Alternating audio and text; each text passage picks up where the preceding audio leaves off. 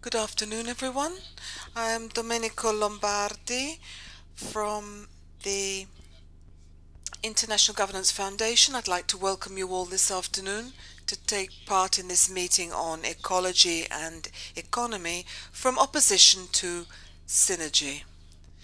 Our panel is particularly expert in this field. On my left, we have Minister Galletti from Renzi's government, the Minister of the Environment.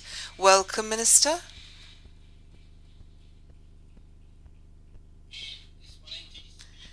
We have a leading exponent of the industrial world. On my far right, Fabrizio Cerino, the Managing Director of NephroCare from Fresenius Medicare Group, a leading business in the healthcare sector, a leader in innovation that we were talking about this afternoon. Then we have Paolo Fantoni, Managing Director of Fantoni SPA. We have also related to Federunacoma and who has won the Innovation Prize. And on my left, Massimo Goldoni, President of Federunacoma, producers of agricultural machinery and equipment, and also owner of the Goldoni brand name, a leader in agricultural machinery, specialist machinery, and 85% of Goldoni's machinery is exported abroad. Thank you for accepting my invitation. If you allow me, I would like to launch a few ideas to introduce the topic, and then I will invite the speakers to take the floor. Our topic is ecology and economy, as I said, but this year's subject matter is the periphery of the world. So what's the relationship between ecology and economy on the one hand and the topic of the meeting on the other that we've been invited to reflect on? In actual fact, tackling this topic without having the periphery or the outskirts of the world in our minds would be quite superfluous. In terms of economy, whatever country we're talking about needs to resolve the current recession, and this would be impossible without looking at the outskirts of the world, the emerging economies, the opportunities that these economies offer us. In the same way, we have industrial sectors which are emerging, including sectors in Italy, for example, renewable energy. And these sectors also offer opportunities for growth and exploitation in the future. Including the outskirts in our analysis does not just mean broadening the geographical or sectorial coordinates of our topic. If human life is part of the microcosmos in nature, the present generation have a great responsibility towards future generations for the environment we live in. And in this sense, the environment and the economy are two sides of the same coin. What I'd like to do, moderating this debate, is to bring out the link and emphasize that growth and the environment are not in opposition. Economic growth is fragile, but it can be something that will come about, and we cannot protect the environment unless we have economic growth. Having said this, I would like to pose the first question, starting with Minister Galletti. Minister, is there a black hole in the current governance of the globalized world? We see that in many countries, in Italy and in Europe, but also in Canada, a country where I've been working for the past year, there is growing sensibility towards the environment and environmental topics. At the same time, we see that financial and economic governance may be flawed, but as a whole, global governance at environmental level is still, I would say, at a primordial stage and quite unsatisfactory at the time. On his return from the 6 months presidency of Italy in the European Union, I would like to ask the Minister of the Italian government what objectives they have and what tactics and strategic alliances. Thank you, and thanks to the meeting for having invited me this year too. I have been coming to the meeting for several years.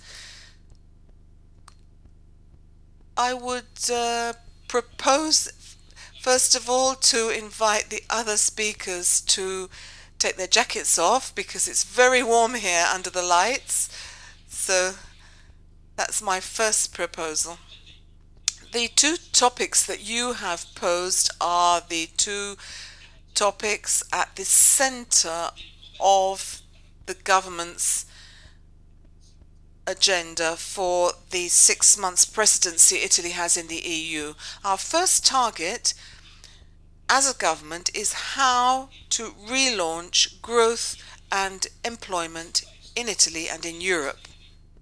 All ministries are committed to this. My ministry in particular is committed because I think that what you were saying at the outset is particularly true, that now we cannot have growth and employment if this is not strictly linked to the environment.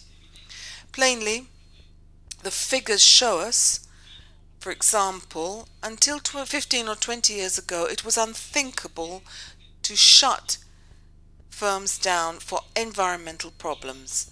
What I mean is that work as a value overcame any value of the environment. No one would have thought of shutting down a factory and sending workers home because the factory did not meet environmental standards.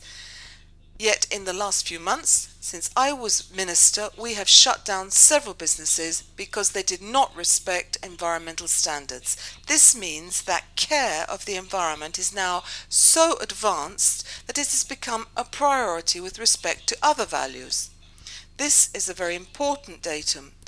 The second item is that our experience of this recession is that the only market that has expanded in recent years is the green economy, whereas every other sector has lost turnover and jobs.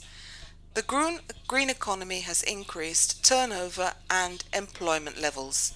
More than 2 million jobs in Italy have been created in the green economy in the last 2 years in Italy. The eco bonus, a voucher for restructuring apartments and homes, has increased the number of jobs in Italy. And I think this much teaches something. It must teach businessmen and all those who are responsible for legislation in the environmental sector. It tells us what I said at the outset, that today in Italy, in Europe and the world over, it is in the interests of business to respect the environment because the environment has become a business in itself. This entails a cultural change on the part of both the legislator and businesses. The great challenge we are facing is to move from a culture of the environment of no to a proactive environmental approach. This is not easy because for many years, my ministry in particular has been a ministry that says no. It's the ministry that, by protecting an important general interest like the environment, has been experienced more as an obstacle from the business point of view than an opportunity. I think that this phase served for strong environmentalism, has served to make the environment a priority topic. But now we need to shift from being a ministry of saying no to being proactive, to taking an active role in boosting development and the economy as well as the environment. The first condition to be able to do this is to tackle environmental problems no longer in the wake of emotional reactions, but by resorting to science. This is an important challenge. We can no longer tackle environmental problems, whatever their size, in the wake of an emotional reaction. The environment needs to be protected. We are all in agreement about this. If we protect it with an emotional reaction, we often obtain the opposite outcome. Instead of protecting the outcome, we damage it. The environment, we damage it. So we need to base our reactions on scientific data and not on the emotional reaction of those involved. There could be thousands of examples, from local public works to large national interests. What we need to do is to make available to citizens and to the decision-making bodies strong scientific evidence supporting the decisions that need to be taken.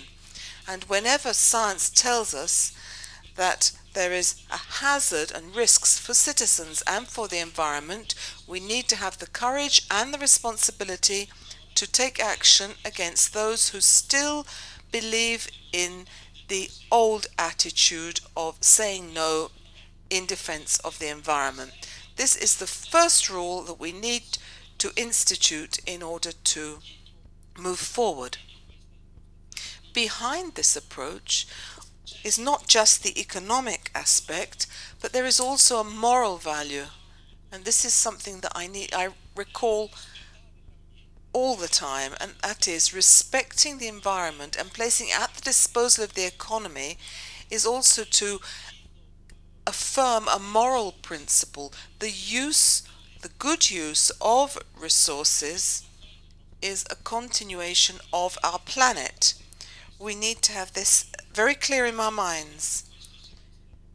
We base this European semester on the input that we want to give to businesses in Italy and elsewhere, a different concept of the economy, moving from a linear economy to a circular economy.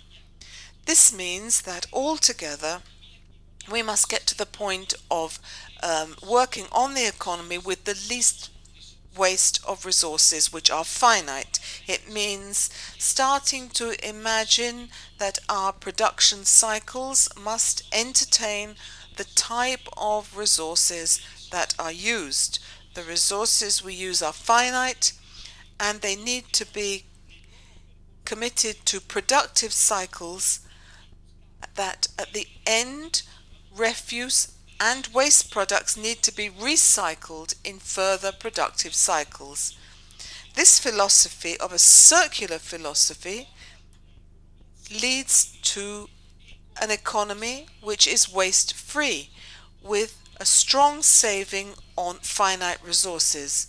So during our Italian presidency for this semester in the EU, we need to turn around our approach to the environmental economy compared to the past. The other major topic is global warming, and this is something that will see us committed from now to the end of 2015. At the end of that year, there will be a major conference in Paris, which will see the participation of all the leading countries in the world on carbon dioxide emissions. It has been scientifically proven by now by leading research agencies in this field that if we continue in the coming years at this rate of carbon dioxide emissions, we will have a 4-degree warming of the planet, and this will be unbearable for much of the biodiversity of our planet. So immediately we must tackle this problem, and this can be tackled only if there is a commitment of all countries in the world. There is a treaty that's all the Kyoto treaty, the famous Kyoto Treaty, which saw the commitment of many countries in the world, excluding important countries like the United States. When the Kyoto Treaty was signed, the world conditions were completely different. Europe then was still the area which had the largest CO2 emissions. Now the world has completely changed. We contribute only 15% of emissions now as Europeans, whereas countries that were not industrialized at the past, China and India, are now the major culprits for greenhouse gas emission. So you can see how important it is now to go to Paris with a conviction, along with all the countries in the world, to obtain a major objective. In these 6 months, we will be working closely on this, because the majority of European countries and many countries in the world need to reach the meeting in Paris to sign a global protocol involving the whole world for the reduction of CO2 emissions. And this is a very important meeting, because what will be forfeited if we do not do this is not so much the economy as the entire planet. I'd like to recall the words of Pope Francis, who says that if we destroy creation, creation will destroy us. So I think that on that occasion, what we will be risking is the maintenance of our planet and the possibility for more space for future generations. I think these two topics are extremely important and are at the core of our policy as a government.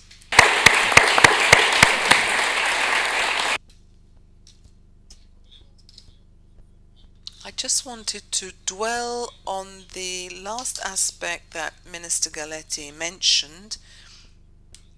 We can introduce rules and so forth, but at the end of the day, if we cannot reach a global agreement on environmental topics, for example, CO2 emissions, then obviously this will be ineffective. The acronym BRICS, describing the new emerging economies, are now responsible for around 64% of CO2 emissions in the world, and the consumption of coal, and 40% of CO2 emissions. So plainly, if we cannot reach an agreement or on a strategy with the emerging economies, then our efficacy will be severely limited. But I would like to ask Paolo Fantoni and Massimo Goldoni how we can invest in sophisticated technology and therefore expensive technology, and how can we make sure that environmental regulations are respected. In other words, there is a risk of losing competitivity even further, and therefore have an impact on the economy, whereas against economies that do not respect regulations to the letter. So as businessmen, what can you tell us about this? I'd just like to start with you, Massimo Goldoni. Good afternoon, everyone. Unfortunately, what is happening with agricultural machinery already is an example of this. There is no better environmentalist than a farmer, because for obvious reasons, a farmer procures his livelihood from the land and from the continuation of his work on the land. Now what is happening in all economies, it has happened in Italy, in Europe, and it is now occurring in the emerging economies. There is a progressive mechanization of farming activities, and this will bring less effort on the part of workers. It will make it more effective and more profitable, and I'd like to add more safe for both the environment and for those involved in working in agriculture. Because with agriculture and machinery, we are flanking, going back to the automotive sector, the evolution of engines and consequent emissions into the atmosphere. So we are now at a stage which are 3, 4, or 5 just behind that of cars. Quite rightly so, but obviously this entails enormous investments. So much so that the car industries, with economies of scale that they still have difficulty sustaining the cost of research and development and the evolution of these technologies. We are doing this in a progression of technology which is necessary, but obviously it needs to be generalized, because if we in Italy and in Europe continue to invest in this type of technological evolution, but cannot keep up with other countries and other continents, then the benefits of what we are doing will be negligible, because elsewhere in the world they will continue to emit polluting gases into the atmosphere on an enormous scale, to the detriment of those people living in those areas, but to the detriment of the whole globe. If we extend this argument not only to agricultural machinery, but to pesticides and fertilizers, to technology for applying fertilizers, the fact that we use chemical substances in agriculture, then obviously we are moving in the direction of optimizing quantities and effects on the soil. But this doesn't happen elsewhere. So here too there is an imbalance with what is emitted into the air, the water, and the land. And that needs to be protected. So what we are doing is trying to evolve our activities in bringing forward and to completion this evolution. But obviously if this is not across the board, we will not attain the results. For example, in Italy, the fleet of tractors numbers 1,700,000. In the last year, we have marketed 19,000 new tractors. How much time do we need to change the technology that we have already have on the market? Unfortunately, this is not comparable. So what we need to do is to make sure that the resources that exist, with large economic and monetary funds that are injecting money into the agricultural sector, for example, the common agricultural policy and other plans, need to improve the fleet of machines so that our farmers can work safely, without an impact on the environment, profitably and effectively, because then it will have a product that will be competitive with all the economies in the world, and thereby allowing farmers to continue with their job. The other day, Oscar Farinetti here at the meeting said that we market 1 kilo of Parmigiano Reggiano cheese at €8. The farmer who worked to produce this cheese worked for 12 to 24 months earlier, and we distribute this cheese at the same price as a non-seasoned, non-mature cheese like Emmental. I would also like to recall, as I come from the province of Modena and Reggio Emilia, I would like to recall that if Parmesan is not produced in that area with that particular grass, with those particular cows, then the cheese will not develop, because it's the mix of that microclimate, that embryo of local territory, that produces a product of excellence, but we cannot promote this product effectively all over the world.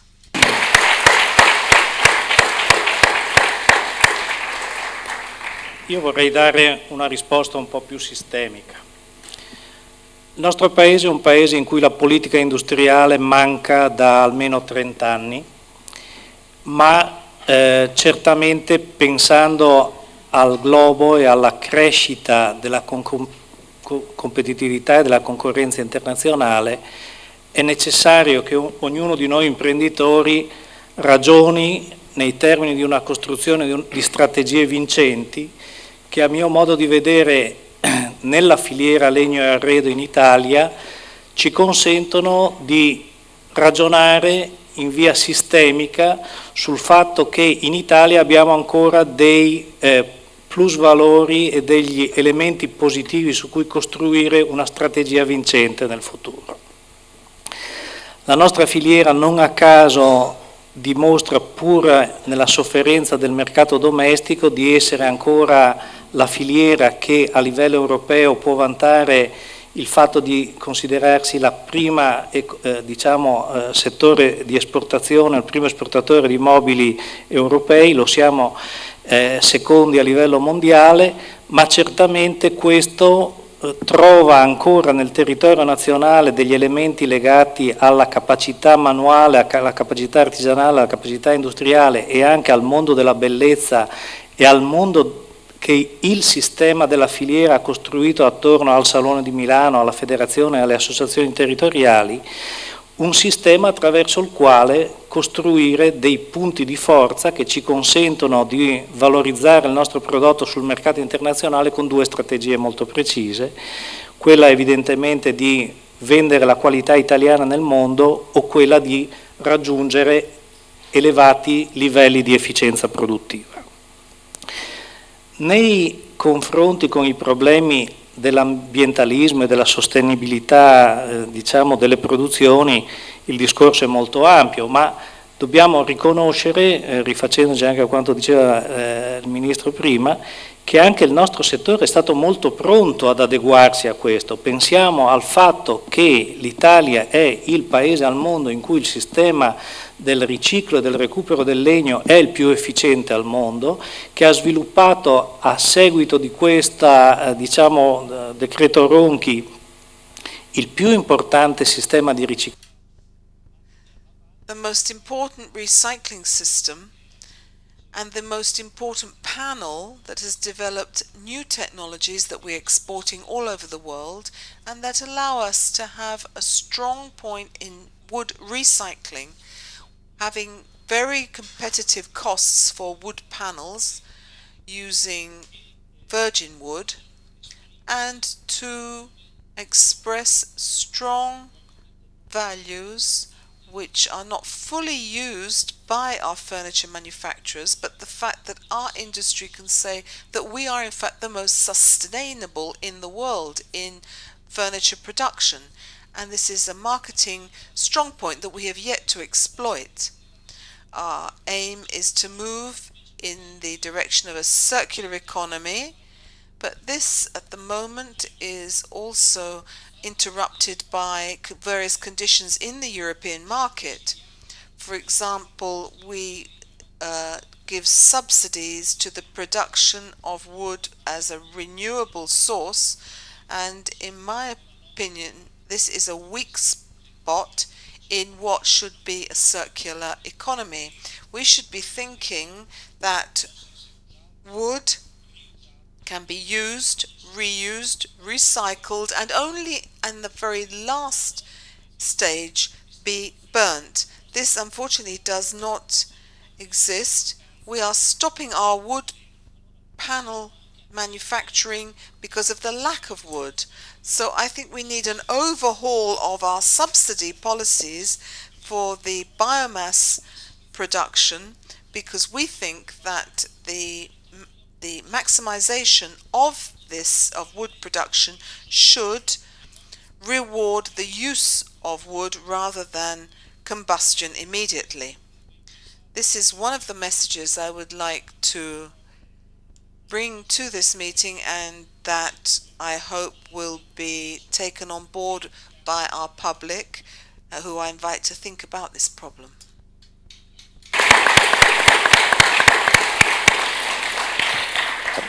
Dottor Cerino, in introducing you, Fabrizio Cerino, I said that you were a managing director of a highly innovative specialist business. How do you combine environmental protection with economy in your business? I'll answer your question, but I like the question that was launched before. The topic of competition among globalized companies, businesses that answer different rules, that respect different rules, is a very complex situation.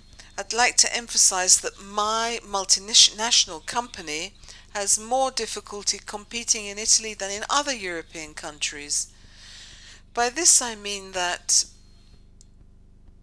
I was talking earlier to the minister on the evolution of culture and the awareness of eco-sustainable problems. We are all aware that now we need to work compatibly with the ecosystem, but there is no culture, even within companies, a generalized culture, shall I say. I can give practical examples. In Italy, when our business needs to compete with others in public tenders, for example, we do not see rewards given to a declaration to carry out an activity in respect of the environment. For example, this particular item is not included in a public tender, which it does in other countries. So this means that in other countries the culture of the environment is much more advanced. So today, if we look at current literature in Italy, there is no real definition of what is green, for example. As far as we're concerned, green is a series of actions, a series of initiatives that we implement, but that we think means green, meaning saving resources, saving production costs.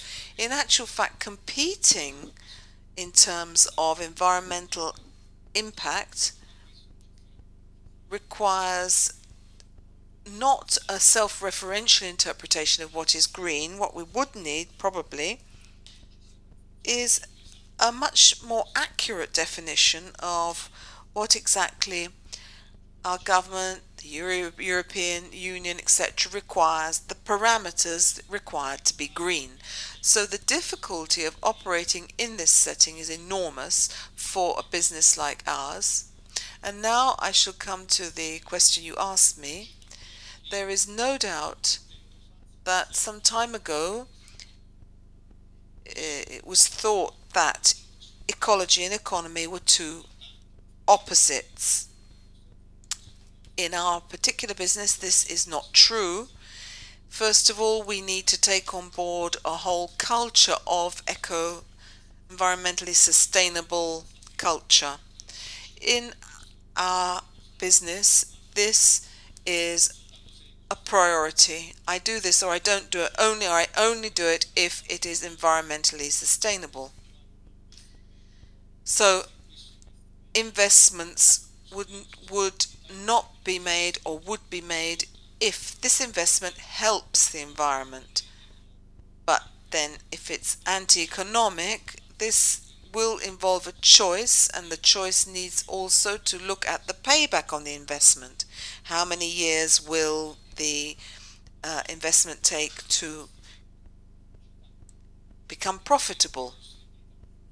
So in our business, the environmental sustainability of investments works perfectly. To give you some figures, in our biomedical business, treating end-stage kidney patients, we have patients of around 2 million affected. The number has doubled, and every year this entails, every year we consume 150 billion liters of water, 1.5 billion kilowatt hours in energy, and the effect of this, in other than the cure of the patient, we produce 1.5 billion liters of special waste, an enormous quantity. Socially, we cannot not worry about utilizing so many resources and risking polluting the environment on such a major scale. But technologies exist in our sector. They are technologies that lead to money saving. When the worst comes to the worst, investing in technologies that reduce the consumption of water, the consumption of energy, and produce fewer toxic quantities of toxic waste, we have payback in 10 years' time. So any businessman in this room will turn a green light on for the investment. So here, any businessman can claim that the investment is feasible in the interest of the community and also in the interest of his own shareholders.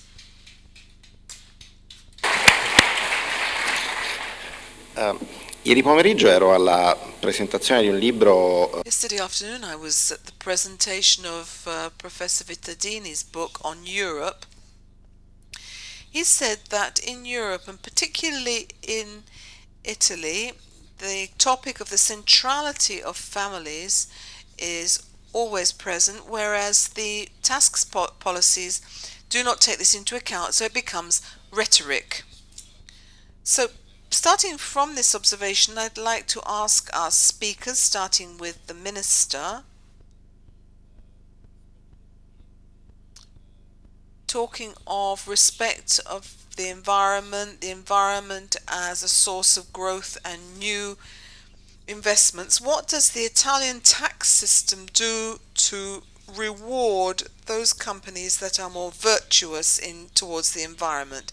And again, along these lines, I would like to add, what point are we in terms of energetic efficiency in public tenders, in the procurement of public services and tenders for the civil service? So I'd like to start from the Minister and then ask our other speakers and business representatives to talk about their experience on these two topics, which are delicate issues for the sectors these businesses represent. I'll answer your question. I just wanted to say a couple of things because we've been talking about Europe and global issues. I'd like to just make some reference to Italy, and I would like, as the Minister of the Environment and also as an exponent of the Renzi government, as I said, as the speakers before me said, we have a problem of competitiveness. How can competition be resolved? Well, if we had lots of resources available, everything would be much simpler. I think that it is possible to bring our country back to a healthy level of competition even when resources are scant. We often use the excuse of the lack of resources to avoid doing anything else. There are some provisions that are needed for competition that are zero cost, in particular the reforms. The word reform itself is now all of us say, well, we must implement these reforms. This is the 20-year response of politics. What are these reforms at the end of the day? What do these businessmen here sitting around this table need to be able to become competitive once again? I meet a lot of businessmen, and in actual fact, very few things are needed. I come from this region and I meet many small and medium-sized businesses. What they ask me for is more clarity, clearer laws, and fewer regulations. Very few of them actually ask me for funding. What they mostly say is, let me do my job and let me do it well. So they want fewer constraints, including environmental constraints. They want clearer laws, better written laws, and fewer laws. So reforms, first and foremost, mean having a legislative system that is better than the one we have. The reform of the Constitution means this. It doesn't mean abolishing the Senate as a flag to wave. Abolishing the Senate means making the legislative system less complex. Not so much spending less, but what it means is being able to pass laws more quickly and make better laws.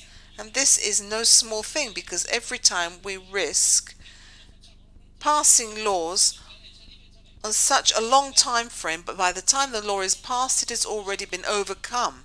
The system is so complicated. I was the legislator for many years, and I can assure you that a law that has to go through 2 parliamentary commissions, often even 3 or 4,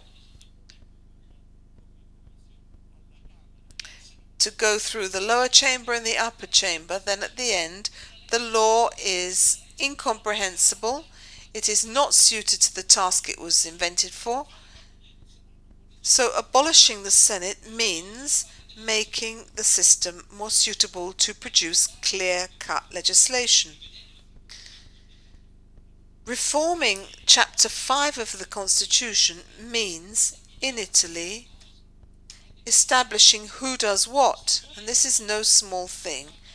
Setting down once and for all who does what means simplifying things for everyone in this country, those who do business, ordinary families, anyone living in this country, knowing that the person responsible for that function would make everything much more straightforward.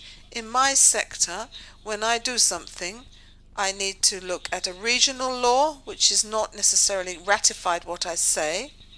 Then we have implementation by the municipality, by the mountain community, by the province, by the region and the intermediary authorities. Then we add in all the agencies which have some say in the matter.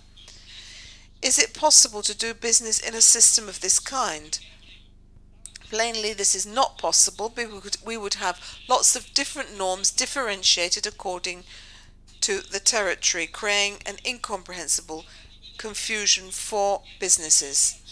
So centralizing the jurisdiction for the environment with the government means having someone responsible for a certain function, and I am ready to take responsibility for that function if I have it from start to finish, because citizens need to know that if I am good at my job, they will vote for me, and if I am no good, then I will no longer be voted by that citizen, because I am responsible for that function.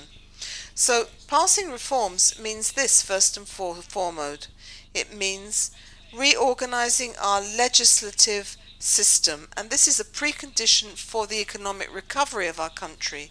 And I think that having approved the reform of the Constitution in a short time has been a major step forward. This is not just the problem. We also have the reform of the justice system. We will have the problem of promoting large public works that we're unable to spend money that has been allocated because there are too many constraints in my own ministry. There are things blocking the fast train track from Bologna to Florence. Simplifying the system means that we can spend the resources that we have. For the hydrogeological system, we have €2 billion stuck, blocked, and we risk losing because in part they're European funds. They need to be spent. Is it a question of resources? No. It's a question of spending resources we already had. So getting the country moving again starts from the reforms. It starts here. This is a key function so that, as I said before, my ministry should not be a ministry of constraint. I should be the best friend of Minister Guidi in economic development and agriculture, because today we can do good business, good agriculture, and this is a new concept that we need to launch. And to some extent we've already done this in the decree of the protected environment just before the summer break. We passed many simplifying regulations. We must apply all the European regulations, but we no longer need to go beyond the constraints given us by Europe. So in terms of the environment, when the European Union passes a regulation, they follow two criteria: science and caution. If we then add another criterion of caution, then we can rule out certain businesses working in Italy, and we lose the principle of competition. It was as if we forced them to go and do business elsewhere, because if you increase the constraints in Italy, the best businessman in the world could not do his business because the obstacles are insurmountable. We have started and we plan to continue in this direction. We talked here today about an industrial plan, and I just want to say to the young people here, if I have to imagine what competition will be like in the new world, one which will come about after the recession, I imagine three sectors: education, research, and environment. These are the three sectors in which we need to invest. We need to invest in education, because the most advanced countries in education will be the countries that will grow most in the future. Whatever we spend in education, the cost of ignorance will be much, much higher, and we will pay the price of this. Research, obviously, technology is the prime condition for countries. Those that have invested most in research will, and have the best research and in technology, will those who move ahead. The environment will require technology, which will be indispensable. The scarcity of raw materials will require advanced technology suited to apply to the environment to save resources which will cost more by the mere fact that they are scant. I've seen the food bank people here in the meeting. They've been talking about waste when no one used to talk about it. And this should teach us, everyone talks about food waste nowadays. In June we had a draft directive calling all countries to pass more severe legislation in this regard.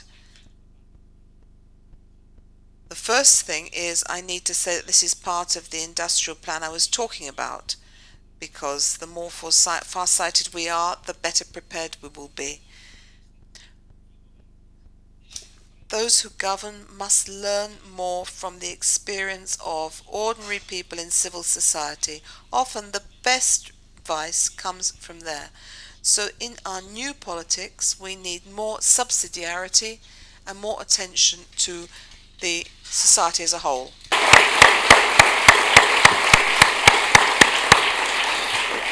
Ecco, io volevo rimanere su questo tema della competitività. On the topic of competition, which we plan to talk about, I'd like to ask Massimo Goldoni. about the Italian, how does the Italian tax system reward those businesses that are more virtuous in terms of the environment. And after this round, I'm going to return to the Minister who, in addition to being Minister for the Environment, is a tax expert. Unfortunately, at the moment, businesses and businessmen of all types, farmers and others, those who invest, who bring resources, who are committed to sustainability, committed to the environment, to the key issues that should be at the core of every society, they are very scant. They often move, in fact, in exactly the opposite direction. For example, everything to do with bioenergy and renewable energy. Something I've always said when I started to see in fields, instead of maize and corn, I saw voltaic panels. I realized something was wrong. And these investments weren't made by a farmer, they were made by a bank. So this means that something seriously wrong was going on. This has been corrected now, but in the meantime, we have sold a large number of photovoltaic panels by Chinese companies, whereas Italian companies, which have a much more advanced technology, have had difficulty boosting their production.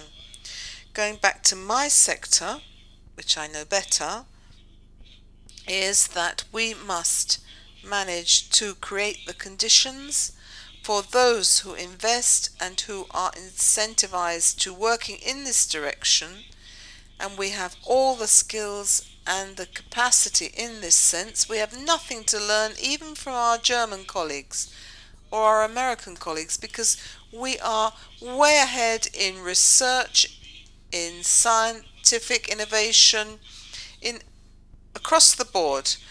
What we have difficulty doing is creating a system, because there is no connection. Before we were talking about training, and the minister said training, education, creating the conditions for young people to move ahead. What we need to do is to put our scholars, our companies, and the use of these good practices to be rewarded, to have breaks, to be facilitated. The resources are there. For example, in terms of biomass of agricultural origin, what was once waste, everything that was residue that can become a resource, all the cuttings from pruning, all the other residues from agricultural processing, all those items that had a negative impact on the environment, the emission of toxic substances, can now be part of a system of a modern farm that can exploit what before was a negative weight, can now serve to develop the farm. And in this way, this can facilitate the task of these companies, of these farms. So in producing agricultural machinery, we have managed a project for an important tender on the production of small biomass centers, which have small collection centers, because obviously for one firm it's unlikely to be profitable, but this was made into a system for different farms in the same area, where they have a biomass center which receives waste material from all the farms. Then we can create a virtuous circle that will have a whole series of impacts.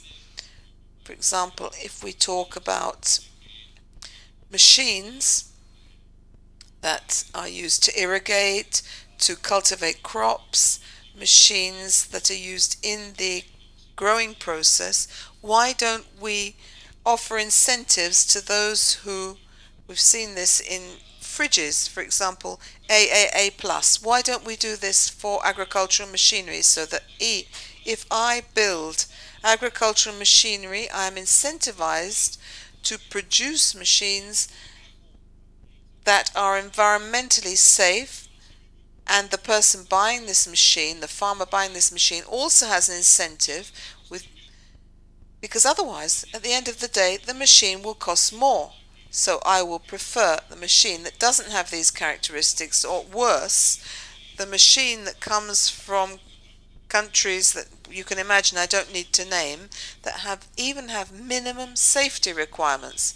So I put into circulation a dangerous, polluting machine that will also damage competition in Italy of our manufacturers.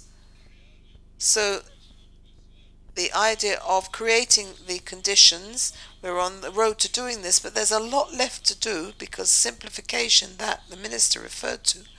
We cannot continue with a fragmentation of legislation because European funds go to the individual regions. We have 20 different ways of accessing these funds. We need to be more incisive, we need to be quicker, because if a farmer, this was a calculation done by an association of farmers, if he takes 180 deers a year filling in forms, he's unlikely to have a profitable business. The same thing applies to our companies. If we spend all our time on bureaucracy and red tape, we will maintain a factory, but it is no longer competitive. It's no longer in line with current standards.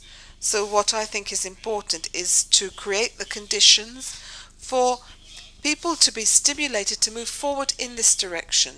Talking about the territory, every day we read in the papers that there has been a storm of some description. There's immediately a disaster because Italy is beautiful but extremely fragile. It needs to be protected, but by preventive measures first and foremost. We need to use the right machines to protect the banks of rivers, to do all those safety measures. For the earth movement machines should be available to every mountain community, but also in other areas, to be able to intervene before the disasters occur, because otherwise we will always be there counting the damage, and the damage is always more expensive for everyone than preventive measures. So this is something that we continue to say. We are an excellence in the world, appreciated everywhere in the world. We are second in the world after the United States in terms of volume, in terms of production. We have to make sure that this excellence remains a point of excellence and that will serve as a driver for the other activities that inevitably are linked in, including other industrial supply chains and activities of all sorts of different types.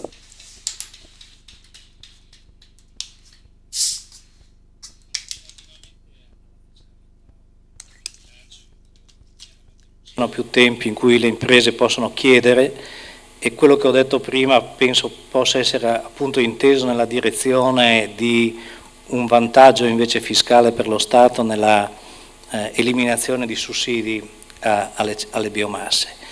Ma al di là di questo, il ragionamento che io volevo fare a questo punto su politiche fiscali è un ragionamento anche qui ampio e che parte da quello che all'interno della nostra Federazione Europea consideriamo un po' un paradosso o un equivoco nato proprio nel momento in cui è stato concepito il protocollo di Kyoto.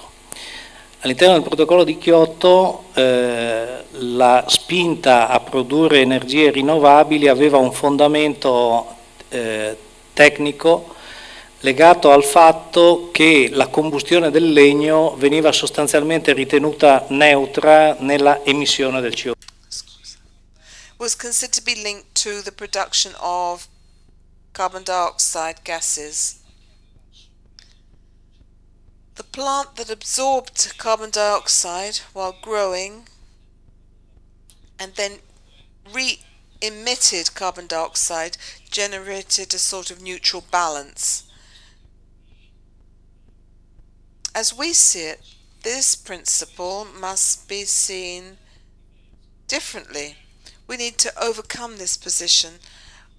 We think that when we burn wood, in actual fact, we are releasing carbon dioxide on a par with fossil fuels. Thank you. Sharing this principle, as we see it, and I say this by speaking on the behalf of our federation, is to be looking at wood as the main raw material of the future, because wood is the only material that has the capacity to incorporate CO2, so that if we can retain artifacts made of wood in the community, then we will concentrate the presence of carbon dioxide. We know that in the European community they're already starting to look at the world of wood with this viewpoint, looking at paper, even recycled. Paper only lasts a couple of years. A wood panel has a life of about 20 years. A wood house has a life of about 33 years. So at this point we can estimate a mechanism of certification to reward the storage of CO2, which, as far as we see it, can represent a means of looking at the future economy from the idea of rewarding everything made of wood to the detriment of other materials, because we think that comparing wood with plastic, iron or aluminium has very many values in its favor, for example in terms of energy saving and in terms of storage of carbon dioxide. So we have to think about tax breaks and tax measures. My appeal would be to think that in Italy we too can share this vision, and that at the end it is not transferred to a mechanism where it is simply the General Accounting Office of the state will consider that with respect to other European states in terms of the value of storing CO2, but these positive certificates for CO2 retained in wood will be something that will have an impact on the costs of industry and also the expenses of consumers. So not simply something to do with accounting, but also a mechanism which will determine a change of consumer models for the population.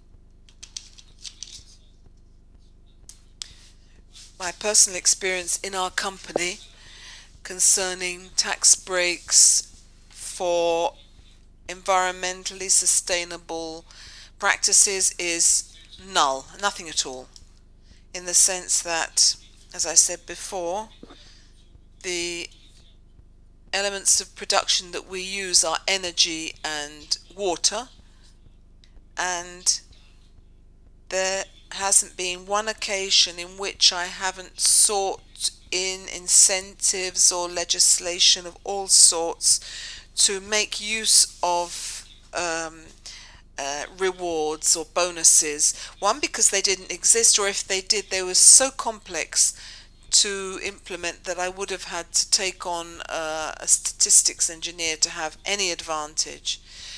To tell the truth, I've even had the impression that the sclerotic behavior of some civil servants meant that money saving was in fact damaging. A trivial episode was we're currently investing in osmotic water purification systems, and these waters use water and produce water. So we use technology for water saving so that this water that is discharged is to some extent recovered. So there is a big saving of water. In one region, we found that inserting these new technologies, we had 50% saving in cubic meters of water. In a place in which I had a large number of surgeries, so I was probably the largest user of water in that area. The end result was I had an inspection because somebody thought I was stealing water from somewhere else because they couldn't explain how I had cut my consumption by 50%. The public administration wasn't interested in what I'd done or how I developed this technology, but the idea was there's something not working here.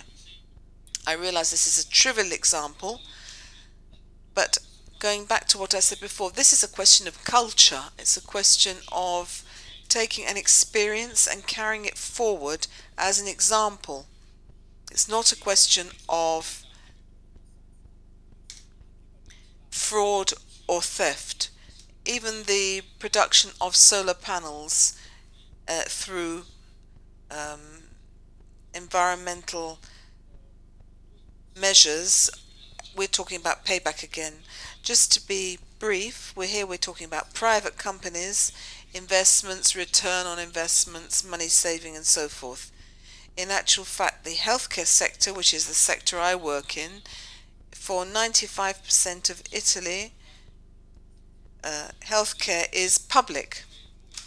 And as private companies, we have demonstrated that we have money-saving actions and that we are environmentally sustainable. If the public sector could demonstrate equally money-saving and environmentally friendly measures, they would be offering value-added services.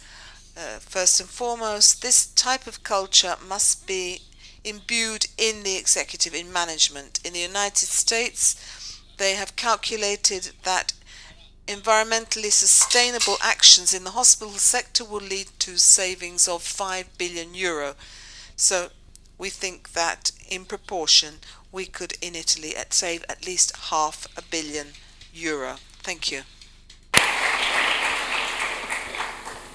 Quindi concluderei questo giro sulla I would end this aspect of taxation referring to the Minister on how to involve companies in the public sector, as in addition to offering bonuses for environmentally sustainable companies. If you could just talk about the situation. Thank you. I don't think I will go into the history of the meeting by talking about tax breaks, as this is something complex, but this is one of the topics I'm most worried about, because there is Article 5 in the tax decree which requires a review from the tax system, and I cannot see taxation detached from incentives. I cannot see taxation within the environmental system. There's a very short phrase when they ask about tax. The basic idea is those who pollute pay. I don't really like this for two reasons. One, because I find it morally unacceptable, meaning that I can pollute at random if I just pay the fine. No. If you pay a lot, then you can go to prison. It's not a question of paying a fine and sorting things out like that. that. In second place, it does not meet any natural concept of tax, because that is a tax. If everyone is virtuous, then no one will be paying the tax. If everyone stops polluting, then I will have no tax income. So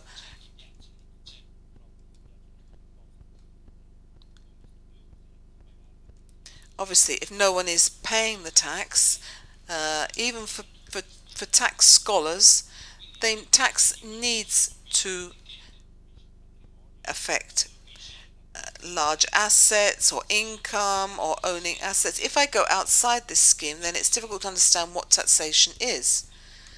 So what we are doing in Europe is trying to see an assessment of taxation that needs to be dealt with at European level. Otherwise it will be a disaster. Each country will be going forward with its own criteria, and in a while we will again find a situation with differentiated competition from one country to another. This is a serious topic that needs to be tackled over time specifically. The other thing is incentives. A first comment is that before I can introduce any incentives, I need to see whether in Italy there is a supply chain able to make use of that incentive. Is this protectionism? No, it is simply, if I apply an incentive to a supply chain, I need an Italian supply chain to be able to compete with others in Europe. If the others win, so much the better, but I need to have an Italian supply chain that can compete and offer incentives to those supply chains which are best equipped to compete with the other countries. I say this because otherwise we are risking what Goldoni said: we offer an incentive which will be funding products from other countries. I don't say we necessarily have to fund products from Italy, but we do have to have an incentive which makes businesses able to compete with others. Incentives in this sense is dangerous terrain because they are often interpreted as government boosts to domestic industry and are badly viewed from the point of view of the EU. Before, I made reference to the eco bonus that we applied for restructuring buildings, and I can now say that this was an advantage for our country. We have had a return on our investment which has been greater than what it cost us to incentivize renovation and restructuring. So this should tell us that if the incentive is produced well, it can generate turnover, jobs, and also resources for the state. In terms of public tenders, we will be insisting on this. We have a provision that should be going into Parliament by the end of September, which is linked to the last budget law, which includes environmental tenders to be able to introduce environmental quality standards into public tenders. And I think this is the direction that all of Europe is moving in, and if we can approve this, we will be a leader in Europe in this sector, because it's something that we strongly believe in.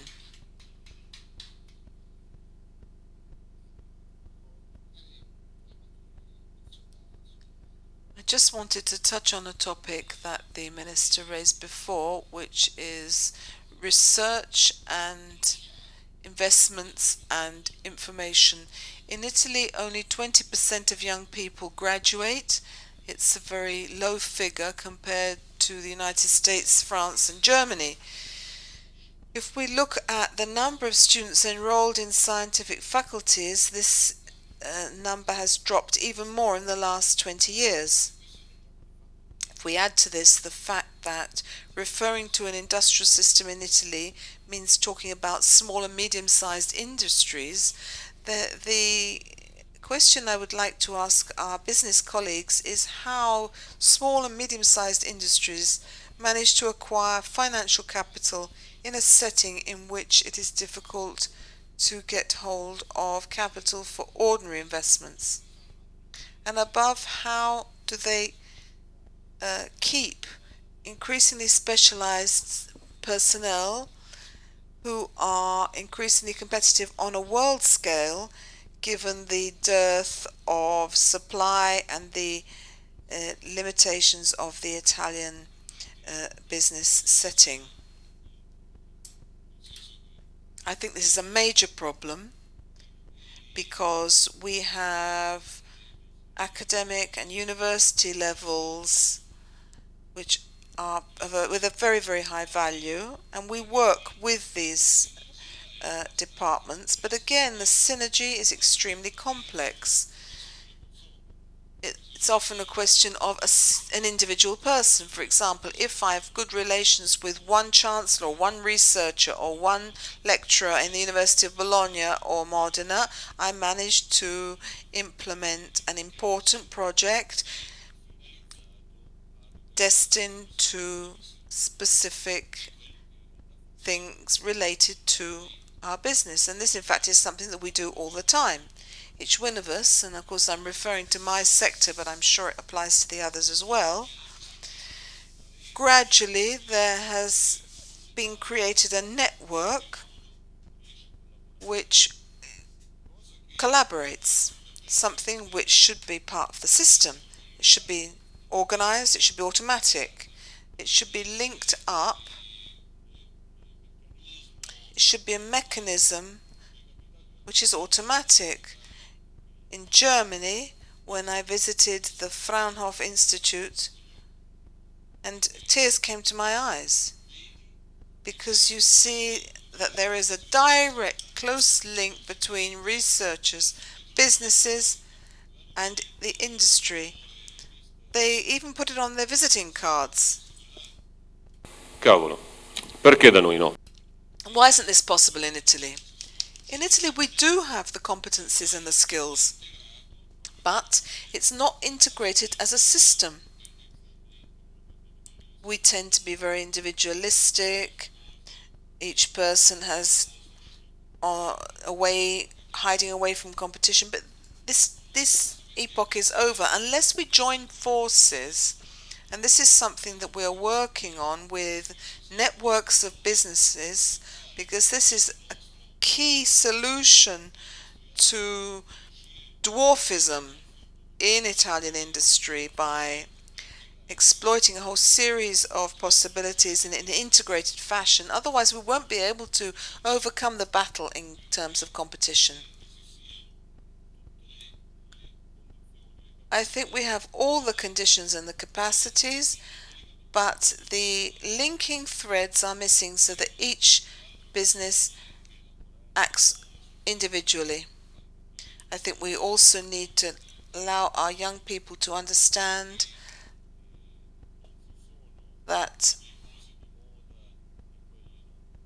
there are not some things that are fashionable and others that aren't. There are in the metal engineering sector, we found difficulty finding engineers to insert in the agricultural Italy because it lacked appeal. It wasn't something that was fashionable at that time.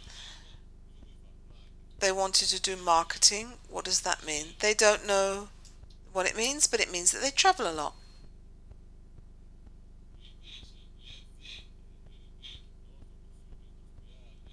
Our industrial fabric is extremely strong in very many sectors. We are an excellence in many sectors all over the world, but we need support.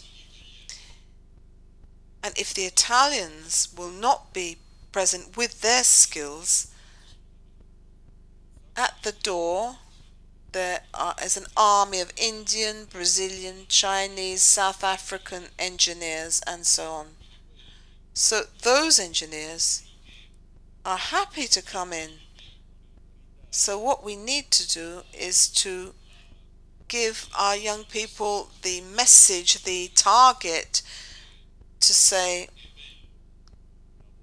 it's great to work in a place, obviously some want to, it's slightly nicer to work for Ferrari, but there are lots of Ferraris in Italy.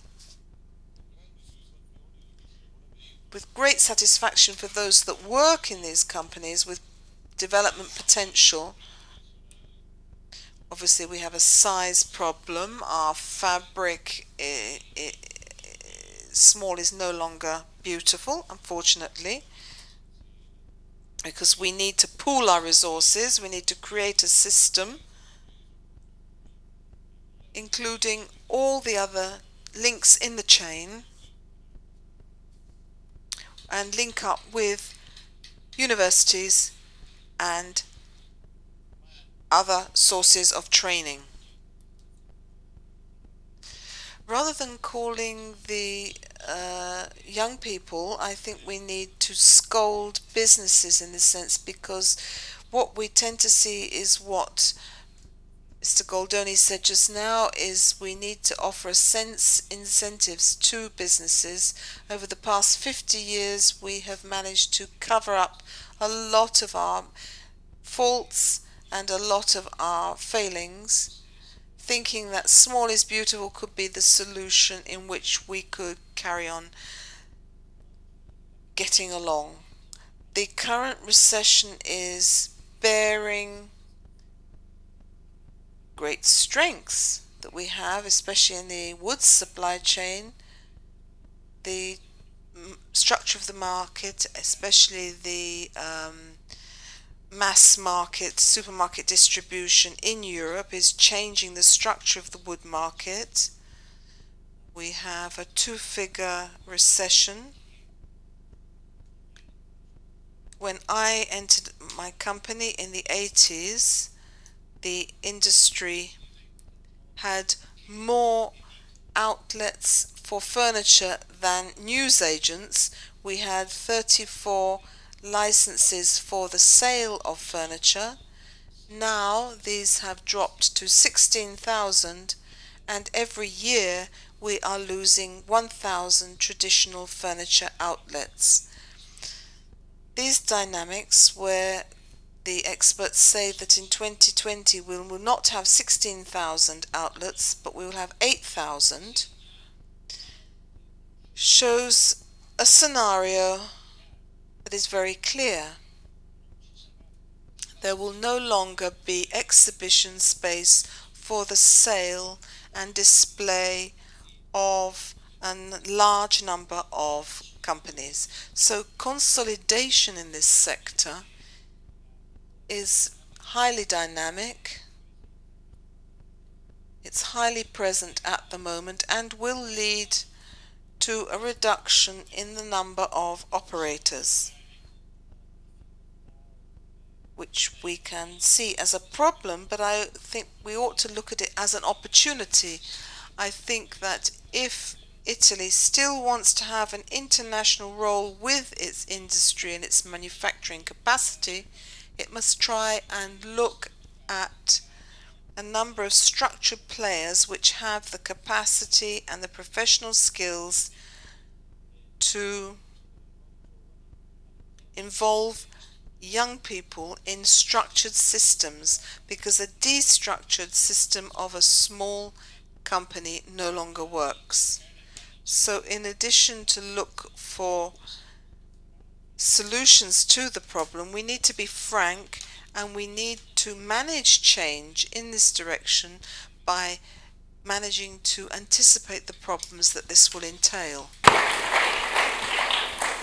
In un passaggio prima il ministro ha fatto riferimento al fatto che The minister referred to the fact that the environmental sector is one of the very few sectors that have grown. If I were to advise my son nowadays a profession to follow, the environmental sector would be my first choice. And this is what's happening to firms as well. Up to 4 years ago, my company had one engineer who was responsible for quality. Everything was in quality, environment, safety, and so forth. Even 4 to 10 years ago, the culture was something to display a certificate, and that was about it. It did not filter through the industry. It took 10 years for this to become something that every single collaborator had implemented, and then 4 years ago we took on an engineer dedicated exclusively to the environment and to safety. But this was done then mainly for defensive purposes, because in a setting where we were being required with criminal charges in case of infringement of environmental regulations, we then began to understand that there exists a whole series of projects that required investments and changes that would in fact benefit the company. So much so that we now have 3 engineers to make sure that the company is in line with legislation, but also proposes investment projects in the environment, and the end result is that they paid their own salaries with the savings made by the company. If this is a sector in which I would immediately go for, it's also true that the medium-sized companies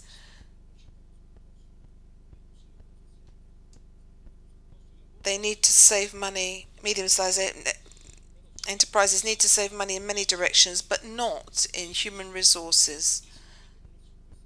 I don't think this is where businesses will be risking. They risk gaining business opportunities by employing young people who have far more potential than we can imagine.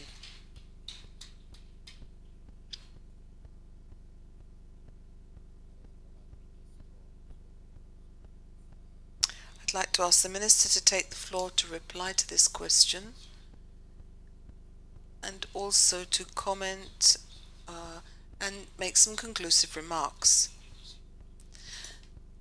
I think the last comment of experience in the field is something very precise. It is a good idea to invest in the environment. The green economy is a very trendy word. We need to leave the trap of the green economy. We cannot concentrate just on one part of the economy or the environment. I'm not part of the green economy because I'm in healthcare, but even in my company, by importing an environmental culture into my company, I have saved money to the point where I take on engineers who tackle only the environmental aspects of our company business. This is important because it points to a way in the industrial plan I was referring to earlier. This is one way for a starting point which is ahead of other countries. We are an excellence in many sectors, and if we can maintain this excellence and exploit it, this for us will be an amazing experience for the growth of the country. I'd just like to end with one note from my professional experience. When I became minister, I was concerned, I think this is quite normal, on tackling a new commitment, and my main concern was not the problems that we've referred to today. The problems that we've referred to today are important. We have all the tools we've seen from today's discussion to be able to tackle these problems and to make them an opportunity for the country. What frightened me most was feeling the moral responsibility of respect for the environment. And I think this is the crucial issue. Respect for the environment is first and foremost a moral question. Maintaining our planet is a moral issue. The capacity to maintain the environment and transfer to future generations in the same or better condition than we inherited it is a great moral challenge that I feel on my shoulders, but I think we should all feel this. All of us, because we can only overcome this problem. We can only succeed if every one of us on a small level will be concerned about maintaining and improving our environment. So from not throwing away fruit to curbside sorting of waste and not throwing paper on the ground means safeguarding the environment.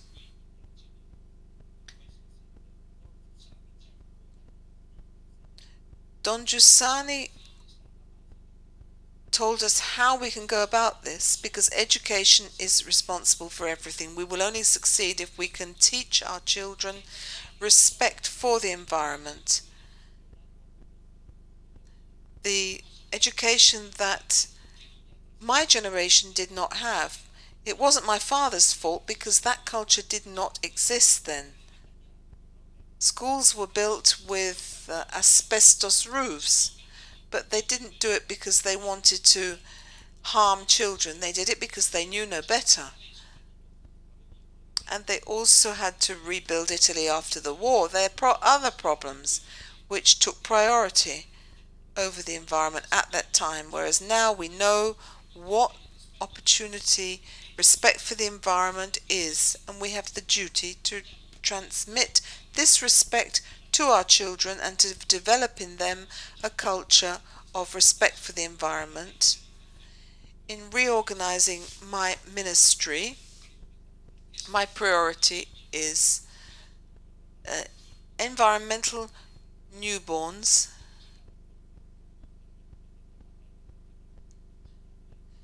my wife said about my youngest child, she is a native to computers. I want them to be native to the environment, to sort their waste much better than we do, because this will be a great contribution to safeguarding the planet, and many of the problems will probably no longer exist because they will be part of daily living and will no longer be a matter of conversation.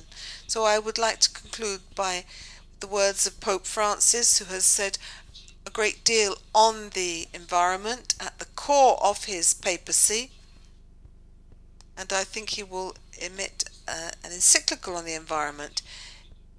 What he said was, cultivating and building creation is an act of God, and each one of us is part of God's project.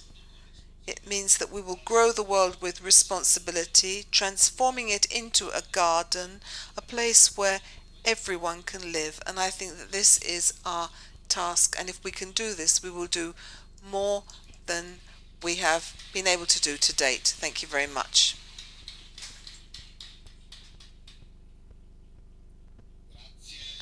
Thank you very much. I'd like to thank the speakers and the Minister and the participants and organisers of the meeting. Thank you very much. Grazie,